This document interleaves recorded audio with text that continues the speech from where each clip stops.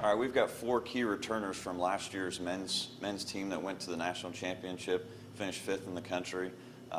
Key returners being Max O'Hagan, Han Shu, Galen True, and Shannon Breenan. Both Max and Han have returned, and they've returned as from their freshman year to a sophomore into the top of the lineup, and currently 2 of the top players in the country. On the women's side, our key returner is Paola Ortiz, a second-team All-American, who looks to lead the women's team again this year all the way through conference and into regional play. And for the women's team, some impactful newcomers. We've got 2 new freshmen in Noelle Bayer and Megan Dennis, who have both contributed equally in the fall season so far. Schedule highlights for the men. We kind of have the same schedule we do every spring. Begin with the Titan Invitational, which leads right into the Matlock Classic, which is always a solid start to the year. And then we have our home event in the beginning of March, followed by Valdosta State's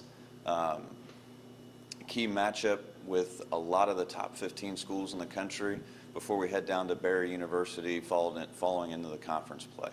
On the women's side, we go to the World Golf Invitational. It's always a fun event up there in St. Augustine, Florida, followed by the Lady Mock. We're returning to the Lady Mock for the first time in a couple of years. Looking forward to heading back there.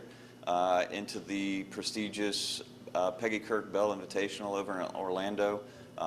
New location this year. Looking forward to a new golf course. And we'll end up following that up with the Barry Invitational down in Miami before we finish off the regular season hosting our home event in April. The women's team is fresh, a bunch of new players. We've got 1 key returner in Paola Ortiz, and then between newcomers and players that have been on the roster, it's just a matter of we're young and we're going to get better throughout the year with the more experience we get every time we play.